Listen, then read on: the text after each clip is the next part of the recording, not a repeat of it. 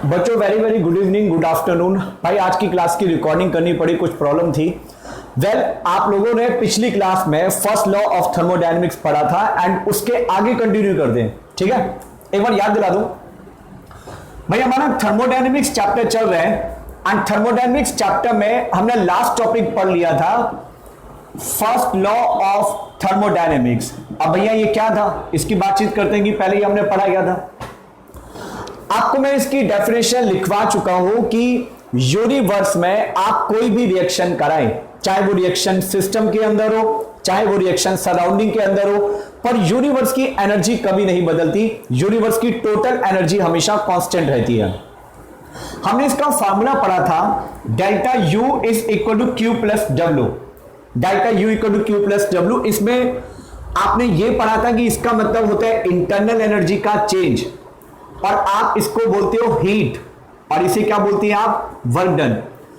तो भाई delta U की बात हम कर चुके हैं, हीट की बातचीत कर चुके हैं। अब हमें किसके बारे में पढ़ना है, वर्क डन।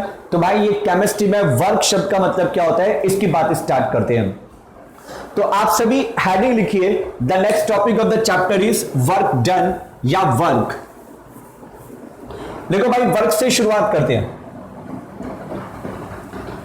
अगर फिजिक्स में आपको वर्क निकालना है तो इसके लिए आप एक सिंपल सा फार्मूला लिखते हैं, work equal to force multiply by displacement.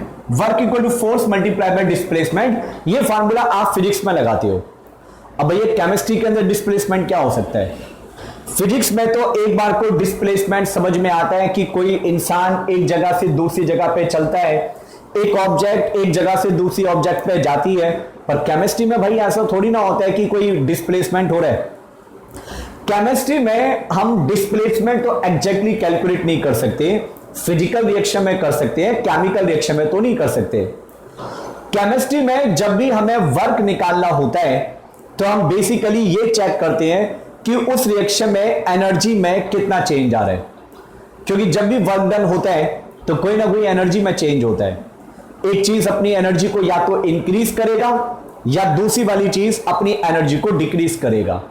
अगर सिस्टम की energy during the work done increase हो रही है तो सराउंडिंग की एनर्जी डेफिनेटली डिक्रीज हो रही होगी, या सराउंडिंग की एनर्जी इंक्रीज हो रही है तो सिस्टम की एनर्जी डिक्रीज हो रही होगी, ताकि यूनिवर्स की एनर्जी कांस्टेंट रहे। अब हमें ये जो वर्क निकालना है, ये चार अलग अलग कंडीशन में निकालना है।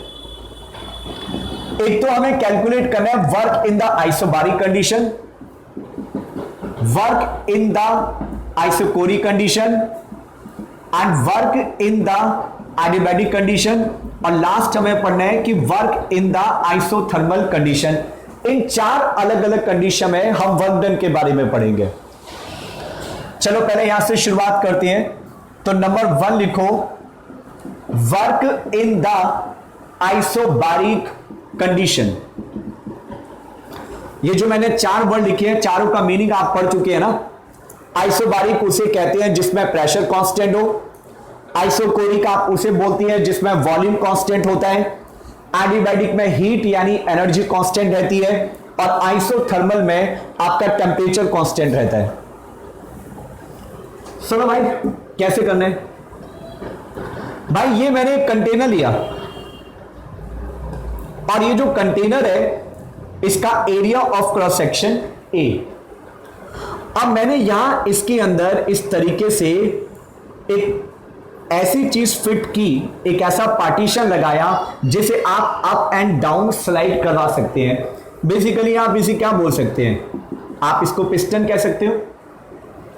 हम ये मान के चल रहे हैं कि हमने ये जो पिस्टन लिया है ये आपका मास लेस है, इसका मास हम नेग्लेक्ट करके चलेंगे, क्योंकि अगर हम इसके मास को भी इंक्लूड करेंगे तो वर्क के अंदर मास भी डेफिनेटली काउंट किया जाएगा। मतलब हम जो वर्क लेंगे वो पिस्टन के कारण भी हमें काउंट करना पड़ेगा। या फिर हम ये भी कह सकते हैं कि हम इसके ऊपर जो प्रेशर लगाएंगे उस प्रेशर में पिस्टन से जो प्रेशर लग रहा है वो भी इंक्लूड है। हम ये मान के चलते हैं कि जब ये piston up and down move करेगा, जब ये स्लाइड करेगा, तो कंटेनर की वॉल और पिस्टन के बीच में कोई फ्रिक्शन नहीं होगा, there will be zero friction. चलो सुनो, जब मान लो कि अभी ये जो आपका पार्टीशन है इसकी यहां से लेके यहां तक की जो लेंथ है वो L1 के बराबर है।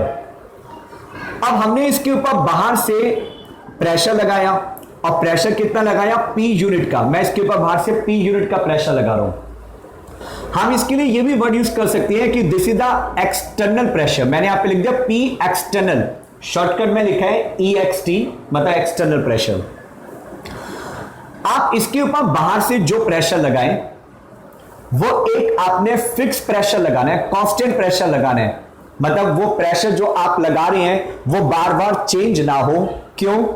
क्योंकि हम आइसोबारिक कंडीशन में पढ़ रहे हैं, और आइसोबारिक शब्द का मतलब होता है कि हम जो प्रेशर लगाएंगे वो प्रेशर आपका कांस्टेंट हो। चलो जी सुनो, अब जब आप इसको कंप्रेस करना शुरू करते हैं तो कंप्रेस करने पे ये जो पिस्टन है आपका वो धीरे धीरे नीचे आएगा और एक पॉइंट पे आके वो रुक जाएगा। क्योंकि देखो जब ये आप इसे प्रेस कर रहे हैं तो इसका वॉल्यूम लगातार कम होता जा रहा है, क्योंकि प्रेशर और वॉल्यूम इनवर्सली प्रोपोर्शनल होती है। चैप्टर नंबर 5 में बॉयल्स लॉ ने कहा था स्टेट ऑफ मैटर में, जब आप इस पर प्रेशर इंक्रीज कर रहे हैं तो इसका वॉल्यूम लगातार कम हो रहा है, लेकिन जो अंदर है उसका प्रेशर तो बढ़ता जाएगा ना, अंदर की तरफ से तो प्रेशर बढ़ता जाएगा। तो अंदर से जो प्रेशर लग रहा है उसे हम कहते हैं इंटरनल प्रेशर। मतलब इसके अंदर कोई भी आपके पास जो गैस है उस गैस का जो अंदर से प्रेशर लगेगा वो इंटरनल प्रेशर है, और हम बाहर से जो प्रेशर लगा रहे हैं वो क्या है, एक्सटर्नल प्रेशर। हमें जो वर्क करना पड़ा उसकी मेन वजह एक्सटर्नल प्रेशर होती है। किसी भी सिस्टम को जो वर्क करना पड़ता है वो उसके इंटरनल प्रेशर के कारण नहीं होता, बल्कि बाहर के एक्सटर्नल प्रेशर के कारण होता है। भाई नॉर्मल सी बात है कि दुनिया में अगर आपको कोई भी काम करना है तो आपके काम में रुकावट आप खुद थोड़ी ना डालोगे, जो बाहर वाले हैं वही तो रुकावट डालेंगे। तो आपको जो मेहनत करनी पड़ेगी वो अपने अंदर के लिए नहीं करनी पड़ रही है, जो बाहर से रुकावट आ रही है उसके लिए करना पड़ता है। तो इसलिए हमेशा याद रखना कि किसी भी सिस्टम में जो वर्क होता है वो हमेशा एक्सटर्नल प्रेशर के कारण होता है, not because of internal pressure. Work depend on external pressure. अब चलो क्या हुआ, जब आपने पिस्टन को कंप्रेस किया तो अब इसकी फाइनल लेंथ होगी L2। This is the final length. क्या इसके अंदर कोई डिस्प्लेसमेंट हो रहा है? क्योंकि फिजिक्स के अकॉर्डिंग वर्क का फॉर्मूला है फोर्स इनटू डिस्प्लेसमेंट। हाँ, आप यहां डिस्प्लेसमेंट हो रहा है। In this case there is a displacement. Displacement क्या है? यहां से यहां तक की जो दूरी इसने कवर की ये इसका डिस्प्लेसमेंट मानी जाएगी। तो चलो मैंने सबसे पहले इसका डिस्प्लेसमेंट निकाला, और इसका जो डिस्प्लेसमेंट है डेल्टा एल वो क्या आएगा, final length minus initial length. भाई फाइनल वाली लेंथ माइनस इनिशियल वाली लेंथ, क्योंकि डिस्प्लेसमेंट ये तो होता है final position minus initial position. तो भैया फाइनल माइनस इनिशियल करने के बाद जो आपका डेल्टा एल आएगा उसकी वैल्यू नेगेटिव आएगी। मतलब जो भी आपका डिस्प्लेसमेंट आएगा that will be negative. Why? क्योंकि देखो भाई फाइनल वाली लेंथ छोटी है और इनिशियल वाली लेंथ बड़ी है, तो आपका जो डेल्टा एल आ रहा है वो नेगेटिव आ रहा है। ओके, अब क्या निकालना है आपको, वर्क। वर्क का फॉर्मूला क्या होता है? वर्क का फॉर्मूला होता है force multiply by displacement. Force multiply by displacement. तो आपने अगर वर्क निकालना है तो मैंने यहां पे लिखा work equal to force multiply by delta L, क्योंकि आपका जो डिस्प्लेसमेंट है वो कितना है, डेल्टा एल, और डेल्टा एल का साइन नेगेटिव है इसलिए मैं यहां पे माइनस का साइन लिख रहा हूं। आप इसको एरिया से डिवाइड और मल्टीप्लाई करो तो work equal to minus force divide by area and multiply by area, ऐसे लिखा जा सकता है। आप कहते हैं कि फोर्स अपॉन एरिया प्रेशर के बराबर होता है। लेंथ इनटू एरिया को वॉल्यूम कहा जाता है, तो फिर हमारा फार्मूला आ जाएगा work equal to minus pressure into में डेल्टा वी।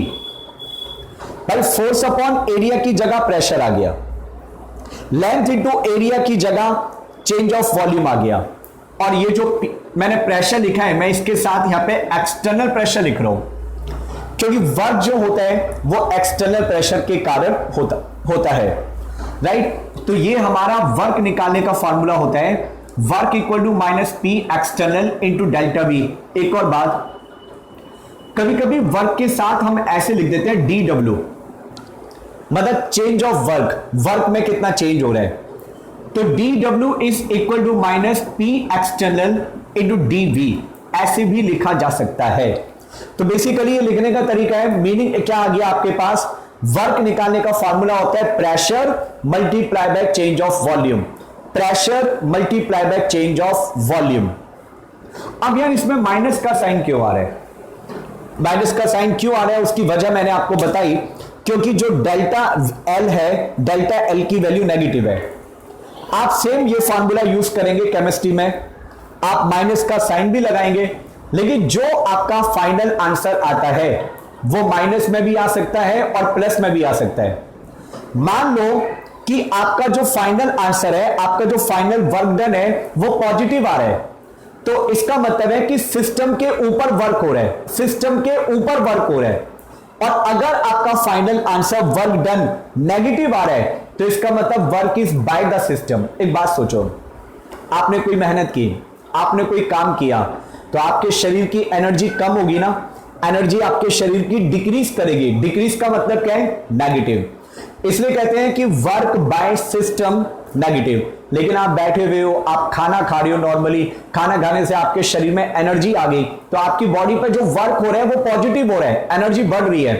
तो इसलिए जब कभी वर्क पॉजिटिव आए तो इसका मतलब सिस्टम के ऊपर वर्क हो रहा है, और वर्क अगर नेगेटिव आए तो इसका मतलब सिस्टम ने कोई काम किया। तो भाई फटाफट इसको कॉपी कर लीजिए। और ये जो हमारा डेरिवेशन है ये कुछ स्कूलों के फर्स्ट टर्म में पूछा जाता है, कुछ स्कूलों के फर्स्ट टर्म में, हर किसी में नहीं पूछा जाता। बेसिकली आप फार्मूले याद रखो, ये जो मैं फार्मूले लिख रहा हूं ये फार्मूले अच्छे से याद होने हैं, क्योंकि आगे हमें इन फार्मूले को ही यूज करना है। ठीक है बच्चों, कॉपी लो जरा, मैं रिकॉर्डिंग चेक कर लूंगी ठीक से हो रही नहीं हो रही। भाई रिकॉर्डिंग भी चेक करनी पड़ती है बीच बीच में कि कोई गड़बड़ ना हो जाए। बिल्कुल शानदार रिकॉर्डिंग चल रही है, ठीक है। चलो बच्चों लिखो आगे। अगर रिकॉर्डिंग का एक थोड़ा सा फार्मूला फायदा ये हो जाता है कि बच्चा इसको बार बार बैकवर्ड फॉरवर्ड करके देख सकता है। कोई चीज आपको समझ में नहीं आई है तो आप दोबारा समझ सकते हो। चलिए वेल, अभी हमने पढ़ा work in the isobaric condition. Next number 2 heading लिखो work in the isochoric condition. अब भैया आइसोकोरिक कंडीशन के अंदर वर्क क्या होगा, आइसोकोरिक क्या मतलब होता है इस शब्द का, आइसोकोरिक शब्द का मतलब होता है सिस्टम का जो वॉल्यूम है वो कांस्टेंट है। अगर वॉल्यूम कांस्टेंट है तो इसका मतलब है किसी सिस्टम की पोजीशन में कोई चेंज नहीं हो रहा। सिस्टम के अंदर जो आपने पिस्टन लगा रखा था अप एंड डाउन करने के लिए, वो पिस्टन अपनी जगह पर ही है। एक छोटी सी बात देखिए कि भैया ये आपने कंटेनर लिया था और इस कंटेनर के अंदर आपने एक ऐसे मूवेबल मासलेस स्लाइडलेस फ्रिक्शनलेस पिस्टन लगा रखा था। आपने ये जो पिस्टन लगा रखा था, अगर हम कहते हैं कि ये पिस्टन ना तो ऊपर जा रहा है ना ही नीचे जा रहा है, तो क्या इसका वॉल्यूम बदलेगा? नहीं, क्योंकि हमें वॉल्यूम को कांस्टेंट रखना है। अगर ये पिस्टन ऊपर नीचे कहीं भी नहीं जा रहा यानी इसका वॉल्यूम कांस्टेंट है, और अगर वॉल्यूम कांस्टेंट है तो वॉल्यूम में चेंज कितना होगा? 0। इसके वॉल्यूम में कोई चेंज ही नहीं हो रहा, और जब तक ये ऊपर नहीं जाएगा नीचे नहीं जाएगा तब तक कोई वर्क भी तो नहीं होगा। तो इसलिए अगर आपसे पूछा जाए कि what is the work, work का फॉर्मूला क्या था? Minus P delta we. अब हम डेल्टा वी की जगह 0 पुट करें तो वर्क इक्वल टू कितना हो जाएगा? 0। तो ये एक इंपॉर्टेंट है, ये आपको ऑब्जेक्टिव फॉर्म में क्वेश्चन पूछ सकता है कि आइसोकोरिक कंडीशन में वर्क डन कितना होता है। ऑप्शन दे देगा वर्क डन पॉजिटिव होता है, वर्क डन नेगेटिव होता है, वर्क डन 0 होता है, या work done equal to change of internal energy होता है। ऐसी उल्टी सीधी बातें लिख देगा।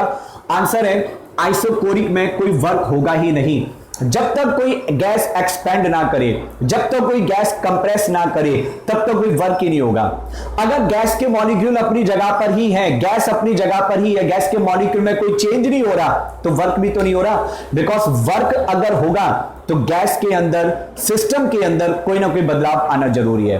तो आइसोकोरिक कंडीशन में कोई वर्क डन नहीं होता, क्योंकि आइसोकोरिक में वॉल्यूम कांस्टेंट रहता है।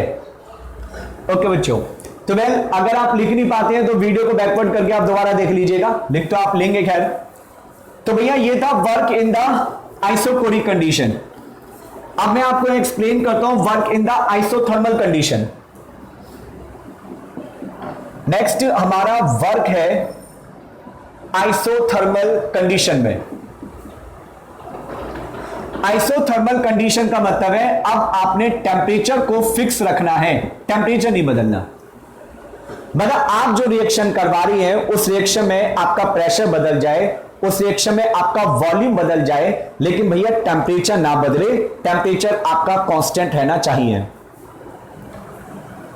मैंने आपको वर्क का फॉर्मूला भी क्या बोला था कि वर्क का फॉर्मूला एक्चुअली में ऐसे लिखा जाता है, लाइक दिस। मतलब change of small work done equal to change of volume multiply by P4 pressure. और ये प्रेशर कौन सा है आपका? एक्सटर्नल प्रेशर, जो कि बाहर से प्रेशर लग रहा है वो वाला एक्सटर्नल प्रेशर। आप लोगों ने पढ़ा है PV इक्वल टू nRT के बराबर होता है। अगर PV इक्वल टू nRT के बराबर होता है तो प्रेशर की वैल्यू क्या हो जाएगी? nRT divided bye V। अब प्रेशर की इस वैल्यू को आप इसमें पुट करो। जब प्रेशर की इस वैल्यू को यहां पुट करेंगे तो वर्क डन इक्वल टू आएगा minus nRT divided bye V into dV।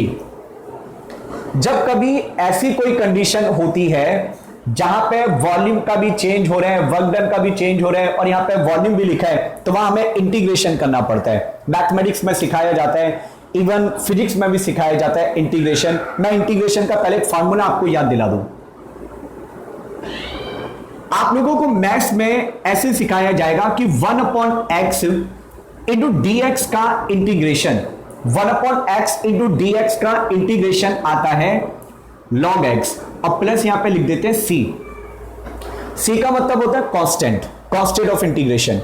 चलो वेल आप लोग जरा प्योर मैथमेटिक्स पे ध्यान मत दो, आप केमिस्ट्री को समझो और मुझे यहां जो फॉर्मूला लगाना है उस पे जाओ। केमिस्ट्री वाले लॉग नहीं लिखते, केमिस्ट्री वाले लॉग की जगह नेचुरल लॉग लिखते हैं, natural log of x।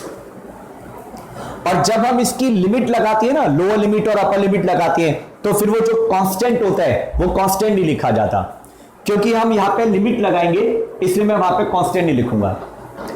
Chemistry में 1/x इंटू dx का इंटीग्रेशन नेचुरल लॉग होता है। केमिस्ट्री वाले कभी लॉग यूज नहीं करते, वो लॉग की जगह हर फार्मूले में, हर एक्सप्रेशन में नेचुरल लॉग को यूज करते हैं। हाँ, वो एक अलग बात है कि नेचुरल लॉग को फाइनली हमें लॉग में कन्वर्ट करना पड़ता है।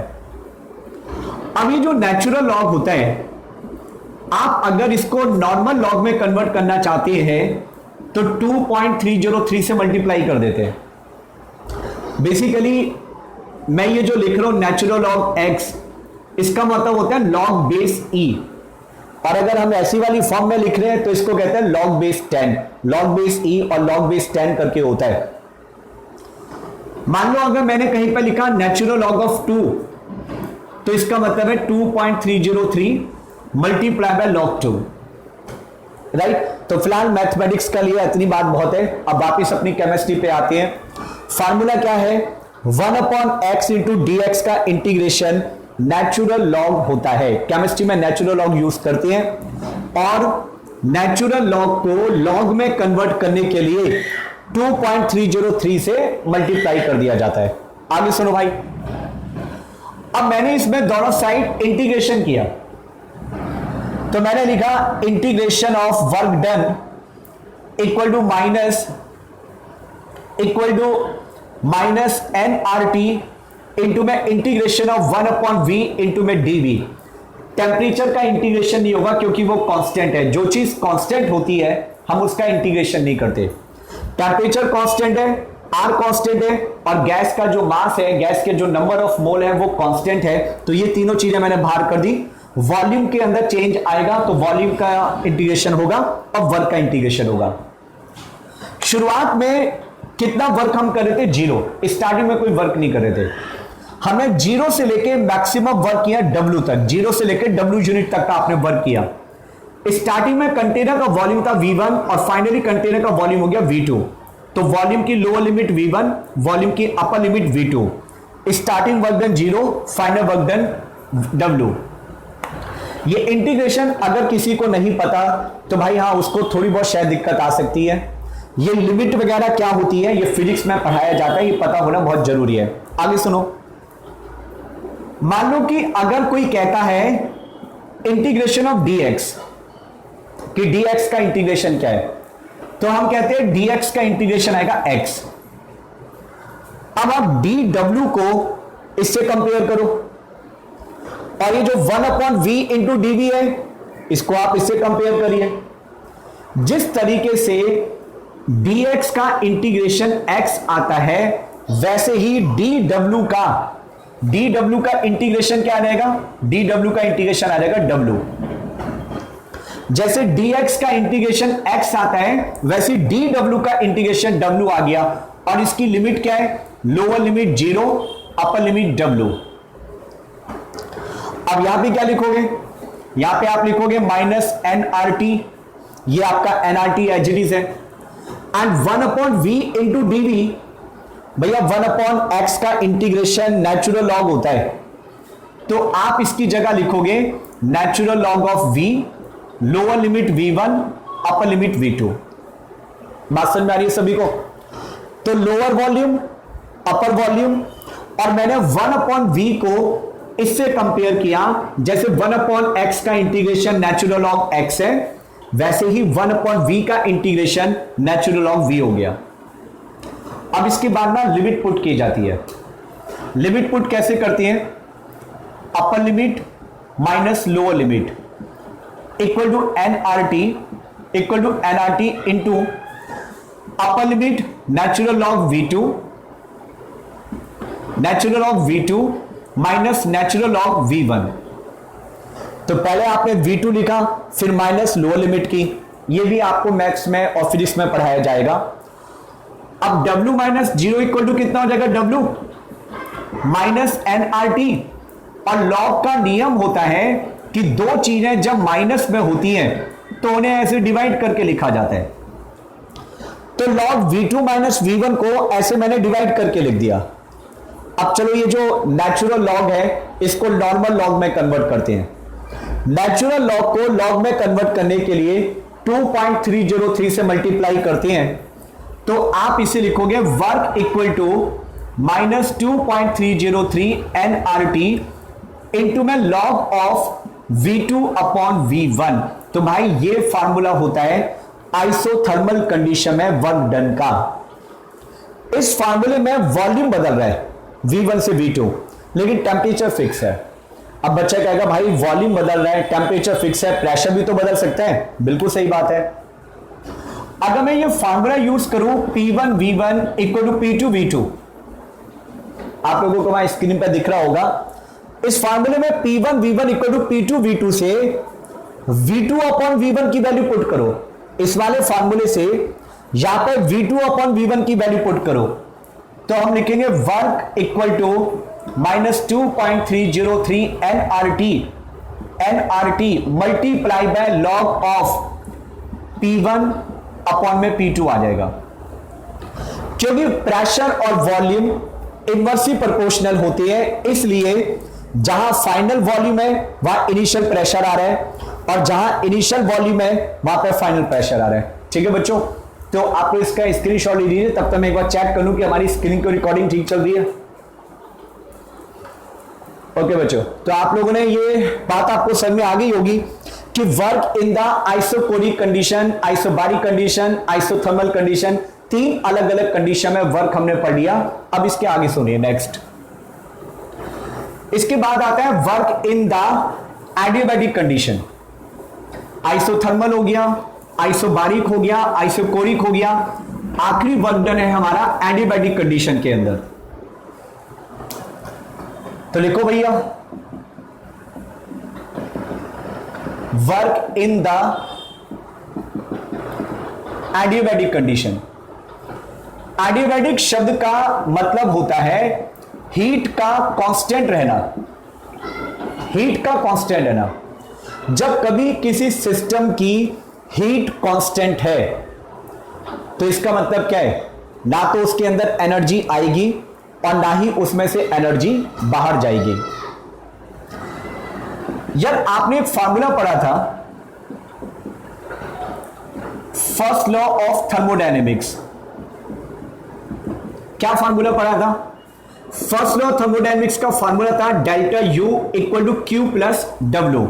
ये आपने फर्स्ट लॉ थर्मोडायनेमिक्स का फॉर्मूला पढ़ा था जी। ओके, हम क्या कह रहे हैं? एडियाबैटिक कंडीशन है, तो एडियाबैटिक कंडीशन में क्यू इज इक्वल टू होगा 0, क्योंकि डब्ल्यू का मतलब है वर्क और क्यू का मतलब है हीट। और जब एडियाबैटिक सिस्टम होता है तो हीट कांस्टेंट है, ना तो हीट अंदर आएगी और ना ही हीट आपकी बाहर जाएगी। तो मैंने Q की जगह 0 लिख दिया, क्योंकि हीट का कोई बदलाव नहीं हो रहा, हीट आपकी कांस्टेंट है, मतलब हीट में कोई चेंज नहीं हो रहा। तो हीट के लिए मैंने Q इक्वल टू 0 मान लिया। एडियाबैटिक कंडीशन में Q की वैल्यू 0 हो जाती है, हीट का कोई एक्सचेंज नहीं हो रहा। Q का मतलब होता है amount of the heat exchange, amount of the heat exchange. क्या हीट अंदर आ रही है? नहीं आ रही। क्या हीट बाहर जा रही है? नहीं। तो Q इक्वल टू 0। अब जब इसकी जगह आप 0 पुट करते हैं तो ऐसे लिखोगे। अब ऐसे लिखोगे तो आंसर क्या आ गया? Work equal to change of internal energy, and it's a very very important point. ये मैंने अक्सर क्वेश्चन देखा है, स्टेटमेंट की फॉर्म में ऐसे आ जाता है। कई बार तो डायरेक्ट ही पूछ लेता है कि what is the work done in adiabatic condition, option अलग अलग लिखी होती है। तो आंसर है एडियाबैटिक कंडीशन में work done change of internal energy के बराबर होता है। चेंज ऑफ इंटरनल एनर्जी, क्योंकि अगर किसी चीज की एनर्जी में बदलाव आ रहा है तो डेफिनेटली वर्क डन हो रहा है। भाई ये एक ऐसा फार्मूला है जिससे हम थर्मोडायनेमिक्स के कई सारे कंसेप्चुअल क्वेश्चन, काफी सारे न्यूमेरिकल वगैरह सॉल्व करते हैं। ये फार्मूला अगर आपको अप्लाई करना आ गया ना तो थर्मोडायनेमिक्स काफी हद तक खत्म हो जाता है, काफी हद तक। वेल अभी आप काफी मतलब मैच्योर नहीं हो पाए हैं। जो 11th क्लास के छोटे छोटे बच्चे होते हैं उन्हें तो खैर इतने अभी मैच्योरिटी नहीं होती है। जब वो धीरे धीरे पढ़ते हैं कि एडियाबैटिक का मतलब क्या है, आइसोथर्मल का मतलब क्या है, शुरुआत में तो यही प्रॉब्लम आती है।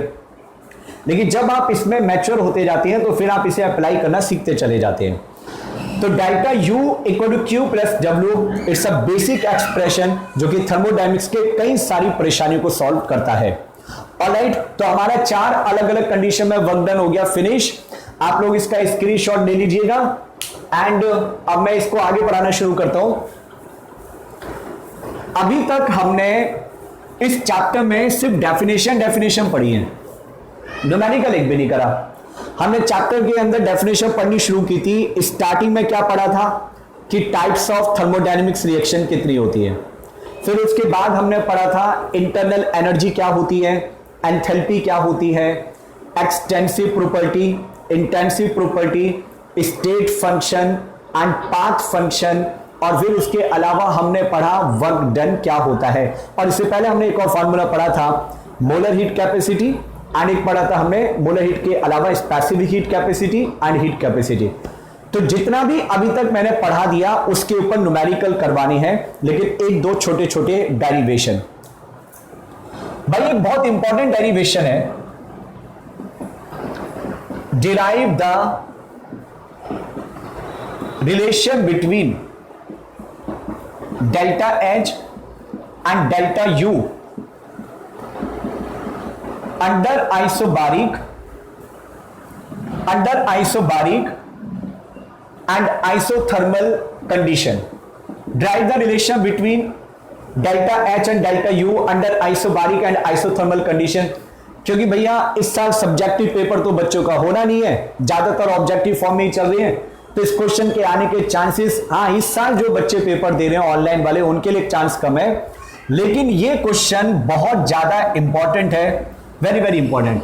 ये सब्जेक्टिव फॉर्म में डेरिवेशन का क्वेश्चन बहुत इंपॉर्टेंट क्वेश्चन है।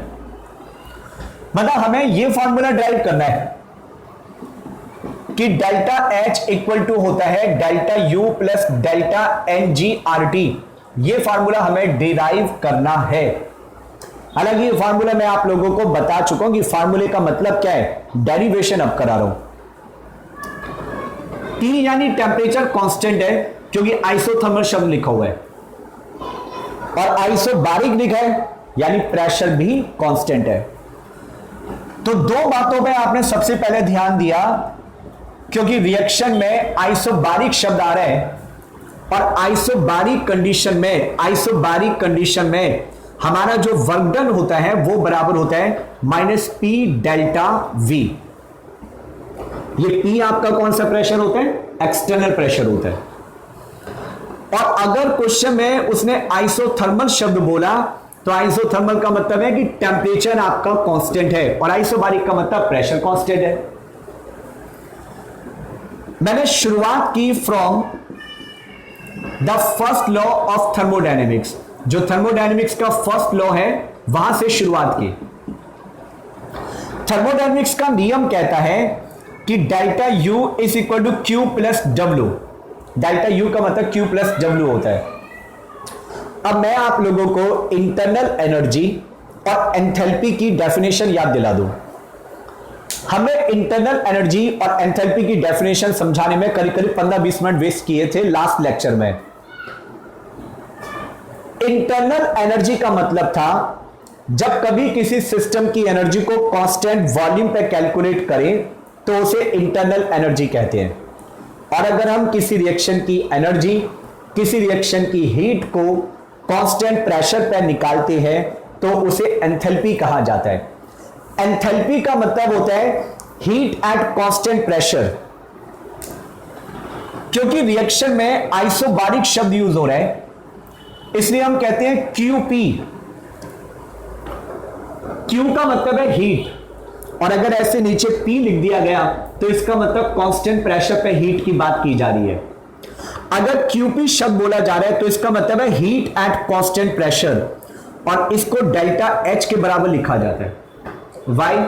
क्योंकि this is the definition of enthalpy. Enthalpy is the heat of system eight constant pressure. Enthalpy is the heat of system eight constant pressure. चलो जी, अब हम यहां पे Q की जगह क्या लिख सकते हैं? हम यहां पे Q की जगह लिखेंगे डेल्टा H और W की जगह क्या लिखेंगे? W की जगह P डेल्टा V। तो वैल्यू पुट की delta U equal to Q की जगह डेल्टा H और W की जगह क्या आ जाएगा? Minus P delta V। अब इस फार्मूले को आप कैसे लिख सकते हो? इस फार्मूले को लिख सकते हो delta H equal to delta U and plus में P delta V, equation number 1। अब मुझे यहां पे P डेल्टा V की जगह डेल्टा NGRT लेकर आना है। हमें P डेल्टा V की जगह डेल्टा NGRT लेकर आना है। अब देखो वो कैसे लेकर आते हैं। मान लो कि मेरे पास स्टार्टिंग में है A और उससे फाइनली बना B। आप कह सकते हैं कि A for reactant and B for product. A का प्रेशर PA एंड मान लो कि इस सिस्टम का प्रेशर है P, तो इसका प्रेशर भी P होगा। Why? क्योंकि प्रेशर हमारा कांस्टेंट है, प्रेशर नहीं बदल रहा। तो मैं यहां पे लिख रहा हूं कि pressure of the system is equal to P। इसका प्रेशर जो है बराबर है क्योंकि रिएक्शन को कांस्टेंट प्रेशर पे कराया जा रहा है। और इसमें क्या चीज कांस्टेंट है? टेंपरेचर भी कांस्टेंट है। मतलब through out the reaction pressure constant, temperature constant. मान लो कि यहां पे गैस के नंबर ऑफ मोल है Na और गैस का वॉल्यूम है Va। क्योंकि गैस की मतलब A जब B में कन्वर्ट हो रहे हैं तो मॉलिक्यूल में चेंजेस आ रही है और साथ में वॉल्यूम भी बदल रहे हैं। यहां पे इसके नंबर ऑफ मोल है Nb और इसका वॉल्यूम है Vb। एक्चुअली में Na और Nb की जगह हम एक और चीज लिख सकते हैं, वो अभी बताऊंगा कैसे लिख सकते हैं। अब मैं आपसे पूछूं कि यहां से यहां जाने पर वॉल्यूम के अंदर कितना चेंज हो रहा है। आपसे ये पूछा जाए कि what is the change in volume, तो आप ये कहोगे, मतलब यहां से अगर हम ये लिखें PV इक्वल टू nRT तो वॉल्यूम इक्वल टू कितना होगा? वॉल्यूम इज इक्वल टू होगा nRT divided by P। Volume equal to nRT upon P के बराबर होगा। यहां से VA की वैल्यू क्या आएगी? VA की वैल्यू आएगी NA इंटू में RT डिवाइडेड बाय P और यहां से VB की वैल्यू आ जाएगी NB इंटू में RT डिवाइडेड बाय P।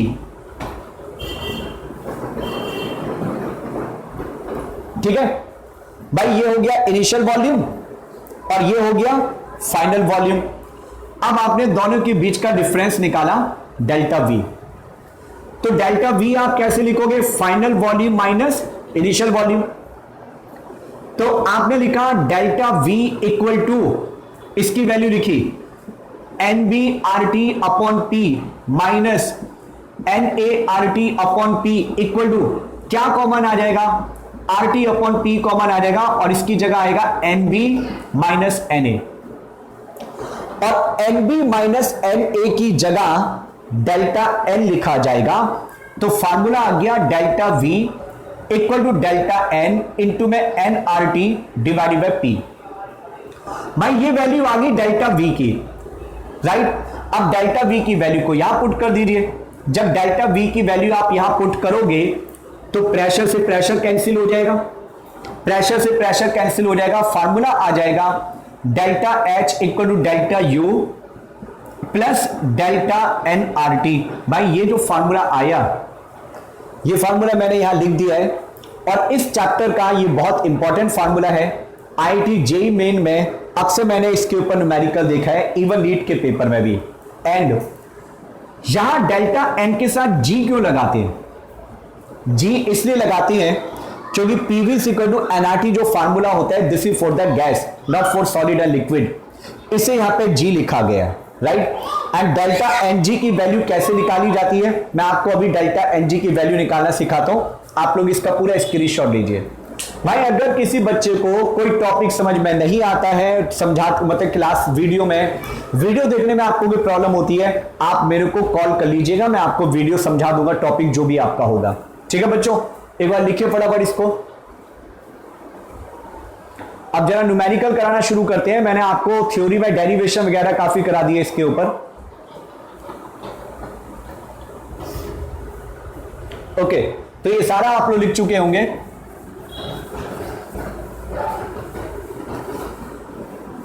एक और इसके अंदर फार्मूला होता है, एक फार्मूला और है, वो और बता दूं उसका डेरिवेशन कैसे किया जाता है।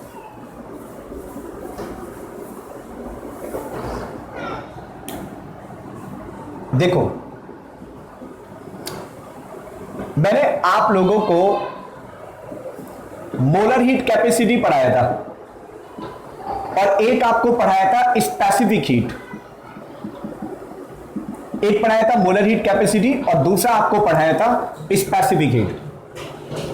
दोनों की डेफिनेशन सेम होती है। इसकी डेफिनेशन थी कि हमें कितनी हीट की जरूरत है, कितनी हीट की जरूरत है फॉर द 1 मोल सब्सटेंस, और इसका मतलब होता है कि आपको कितनी हीट की जरूरत है फॉर द 1 ग्राम सब्सटेंस। हमने यह पढ़ा था कि 1 ग्राम सैंपल के लिए 1 डिग्री टेम्परेचर बढ़ाने के लिए जितनी हीट चाहिए, 1 ग्राम के लिए 1 डिग्री टेम्परेचर बढ़ाना है, जितनी हीट की जरूरत है उसका नाम स्पेसिफिक हीट है। हमारे पास 1 मोल सब्सटेंस है और 1 मोल सब्सटेंस का टेम्परेचर 1 डिग्री से बढ़ाना है, तो हमें जितनी हीट की जरूरत है उसका नाम मोलर हीट कैपेसिटी होता है। ठीक है ना, ये चीज हम लोग पढ़ चुके हैं। बस इसमें 1 ग्राम है, इसमें 1 मोल है, इतना सा फर्क है, बाकी कोई ज्यादा फर्क नहीं है। मैंने एक फार्मूला भी बताया था, Q equal to NC delta T, Q equal to NC delta T, और एक पढ़ाया था Q is equal to MS delta T. यहां पे Q का मतलब है कि टोटल कितनी हीट चाहिए, डेल्टा टी का मतलब चेंज ऑफ टेम्परेचर, C का मतलब है मोलर हीट कैपेसिटी, और N का मतलब नंबर ऑफ मोल। यहां पे M का मतलब है मास इन ग्राम, S का मतलब स्पेसिफिक हीट, और डेल्टा टी का मतलब चेंज ऑफ टेम्परेचर। हालांकि किताबों में स्पेसिफिक हीट को भी C से डिनोट करते हैं, लेकिन मैं S से डिनोट इसलिए कर रहा हूं ताकि आपको कोई कंफ्यूजन ना हो कि यहां पे C का मतलब मोलर हीट कैपेसिटी है और यहां S का मतलब स्पेसिफिक हीट है। हालांकि किताबों में छोटा c और बड़ा C करके लिखा जाता है। यार अगर मैं आपसे कहूं कि हम ये जो हीट निकाल रहे हैं वो 2 तरीके से निकाल रहे हैं। एक तो निकाल रहे हैं कांस्टेंट प्रेशर पर, और एक बार हम निकाल रहे हैं कांस्टेंट वॉल्यूम पर। अगर क्वेश्चन में कांस्टेंट प्रेशर बोला गया तो उसे हम कहते हैं सीपी।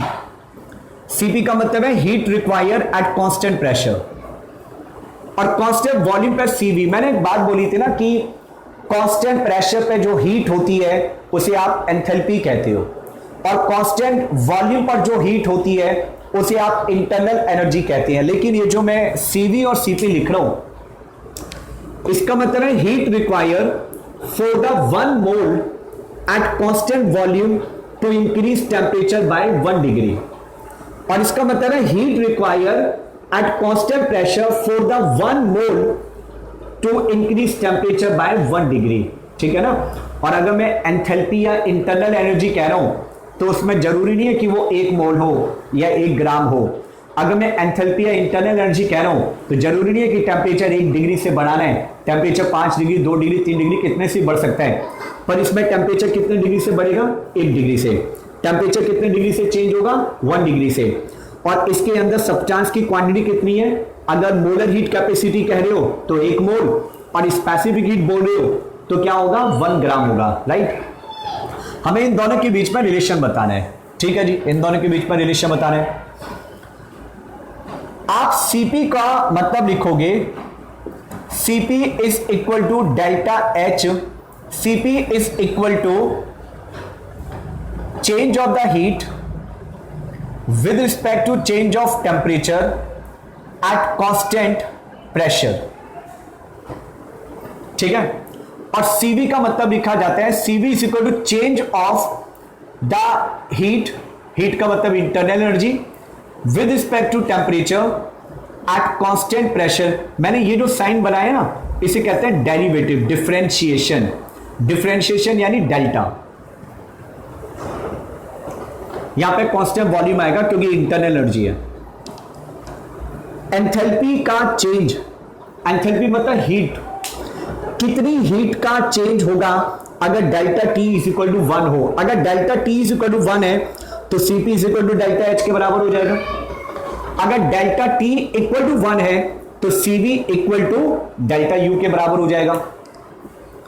अब हमारा ये जो फॉर्मूला था delta H equal to delta U plus में डेल्टा एन आर टी, अगर मैं इसमें कहता हूं कि नंबर ऑफ मोल का चेंज 1 है, क्योंकि हम 1 मोल के रिस्पेक्ट में पढ़ रहे हैं, और मैं इस पूरी रिएक्शन को अगर डिफरेंशिएट करूं तो differentiation of enthalpy with respect to temperature, differentiation of delta U with respect to temperature plus R के बराबर बचेगा।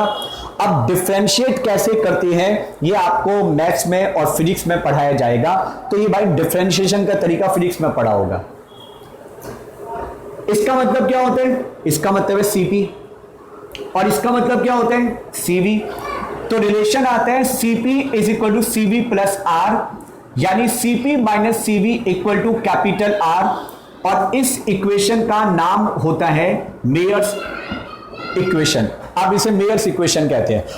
अब आर की वैल्यू क्या होती है, जो आपने स्टेट ऑफ मैटर में पढ़ा था PV is equal to NRT वाले में, ये आर आपका वही होता है। तो बच्चों ये थोड़ा सा आपको समझने में मुश्किल लगा होगा, एक बार ढंग से इस पर फोकस करना। अगर डेल्टा टी इक्वल टू 1 है तो सीपी और डेल्टा एच बराबर होंगे। अगर डेल्टा टी 1 है तो सीवी और डेल्टा यू बराबर होंगे। और सीवी का मतलब क्या होता है, 1 डिग्री टेम्परेचर बढ़ाने के लिए कितनी हीट चाहिए कांस्टेंट वॉल्यूम पर, और इसका मतलब होता है 1 डिग्री टेम्परेचर बढ़ाने के लिए कितनी हीट चाहिए कांस्टेंट वॉल्यूम पर, लेकिन क्वांटिटी कितनी है, 1 मोल के लिए। राइट। कॉपी करो फटाफट, मतलब स्क्रीनशॉट लीजिए इसका जल्दी से। एंड अब थोड़े से न्यूमेरिकल कराना आपको शुरू कर दूं इसके ऊपर। ये सारा आप लोग लिख चुके होंगे, अब जरा क्वेश्चन लिखना शुरू करें आप। काफी सारे न्यूमेरिकल मुझे करवानी है, जितने भी अभी तक हमने फॉर्मूले पढ़े हैं इसके ऊपर।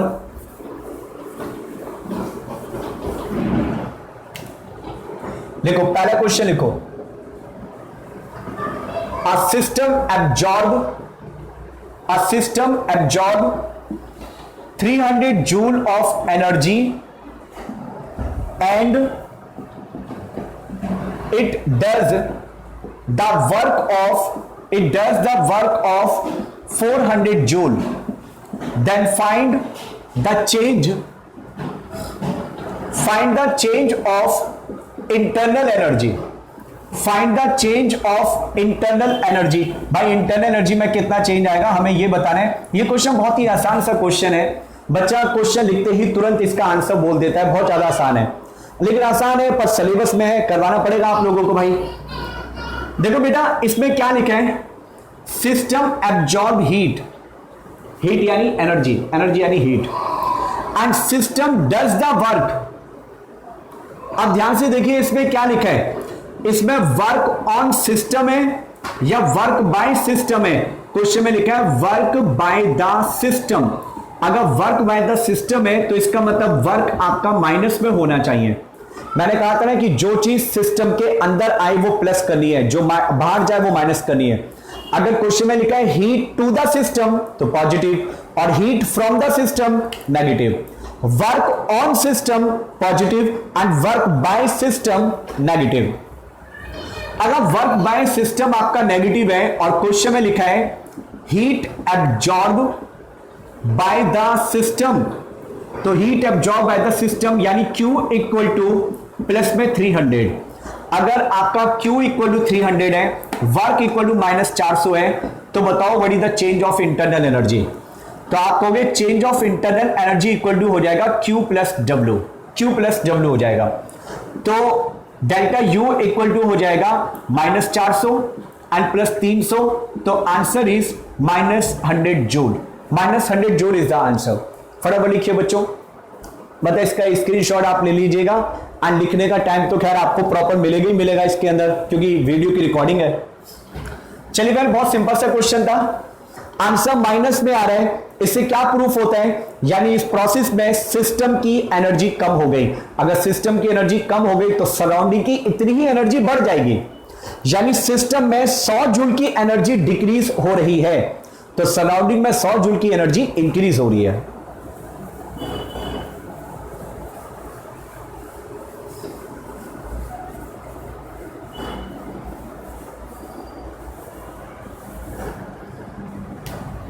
नेक्स्ट अगला क्वेश्चन आप लोगों के लिए क्वेश्चन है, a system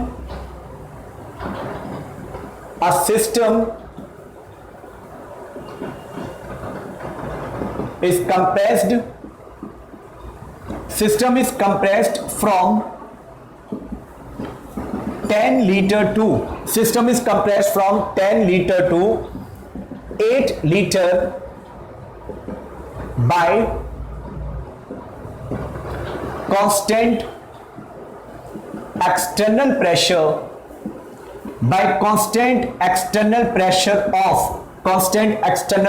of 2 atmosphere. Then find the work done in this process. Find the work done in the process. अब भैया सबसे पहले तो ये ध्यान दो कि इसमें वर्क ऑन द सिस्टम हो रहा है या वर्क बाय द सिस्टम हो रहा है। क्वेश्चन में क्या लिखा गया कि भाई उसको कंप्रेस कर रहे हैं। कंप्रेस करने का मतलब है कि हम वर्क उसके ऊपर कर रहे हैं, वर्क ऑन द सिस्टम हो रहा है, यानी फाइनल आंसर जो भी आए वो पॉजिटिव आएगा। क्वेश्चन में पहले तो डेल्टा V निकाल लो। डेल्टा V कैसे निकालोगे, final volume minus initial volume. Final volume है 8 लीटर, इनिशियल वॉल्यूम है 10, तो डेल्टा V की वैल्यू आ गई 2 -2। ठीक है भाई, स्टार्टिंग में 10 लीटर था और कंप्रेस करके फाइनल कितना बचा 8, और हमने इसके ऊपर बाहर से जो प्रेशर लगाया है वो कितना लगाया है, 2 एटमॉस्फेयर का लगाया है, बाहर से प्रेशर 2 एटमॉस्फेयर का। अब वर्क डन निकाला, वर्क निकालने का फॉर्मूला है -P external multiply by delta V। ये वर्क निकालने का बेसिक फॉर्मूला है जो कि आप आइसोबारिक कंडीशन में पढ़ते हो। क्वेश्चन में कांस्टेंट प्रेशर लिखा है, कांस्टेंट प्रेशर लिखा है इसलिए आइसोबारिक हो गया, दैट्स व्हाई मैं आइसोबारिक का फॉर्मूला लगा रहा हूं। तो आप लिखेंगे work equal to minus external pressure है 2 और डेल्टा V की वैल्यू कितनी है -2। आंसर कितना आ गया, +4 लीटर एटमॉस्फेयर। क्या लीटर एटमॉस्फेयर वर्क की ऐसा यूनिट होती है? भैया वर्क की एसआई यूनिट तो एनर्जी की एसआई यूनिट के बराबर होती है, यानी वर्क आपका जूल में आना चाहिए, तो इसको पहले एसआई यूनिट में कन्वर्ट करो। अब आप कहोगे जी 1 लीटर को और 1 एटमॉस्फेयर को एसआई में कैसे कन्वर्ट करें? कुछ नहीं करना, बच्चों वाली बात है। लीटर को मीटर क्यूब में कन्वर्ट कर लो। 1 लीटर में 1000 सेंटीमीटर क्यूब होते हैं। अब सेंटीमीटर क्यूब को मीटर में कन्वर्ट कर लोगे, और जो एटमॉस्फेयर है उसकी एसआई यूनिट क्या होती है? 10 की पावर 5 न्यूटन पर मीटर स्क्वायर। तो सॉल्व करना, सॉल्व करके रिलेशन आ जाएगा। 1 लीटर 1 एटमॉस्फेयर लगभग 100 जूल के बराबर होता है अप्रोक्सीमेटली। वैसे 101 पॉइंट समथिंग होता है, मैं इसको 100 मान लेता हूं। 1 लीटर 1 एटमॉस्फेयर करीब करीब 100 जूल के बराबर होता है, तो इसको मल्टीप्लाई करो, आंसर आएगा work equal to 400 joule. 400 joule is the answer. So this is the final answer. ठीक है भाई, 1 लीटर 1 एटमॉस्फेयर 100 जूल के बराबर होता है, तो लीटर एटमॉस्फेयर को जूल में कन्वर्ट करने के लिए 100 से मल्टीप्लाई कर देना है। करिए, इसका स्क्रीनशॉट ले लो। अगला क्वेश्चन करवाता हूं आपको जरा। ऑलराइट, आप लोगों ने कॉपी कर लिया होगा।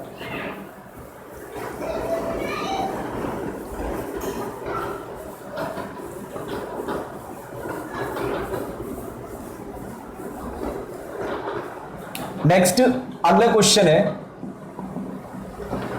विच of the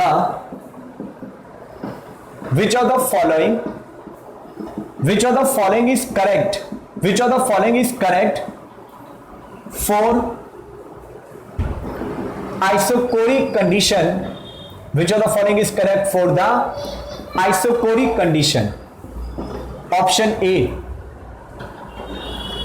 CV is equal to delta U, and option B, CV is equal to delta U divided by R into T, and option B, delta U equal to 0, delta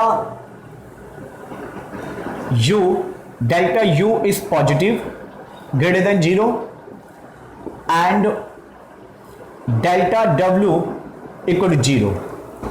isochoric condition में कौन सी बात इसमें सही है? Which of the following is correct? तो भाई इसका आंसर है, मैंने आइसोकोरिक बोला और आपने पढ़ा था कि आइसोकोरिक में चेंज ऑफ वॉल्यूम 0 होता है और आइसोकोरिक में वर्क डन 0 होता है। तो आंसर इज ऑप्शन डी।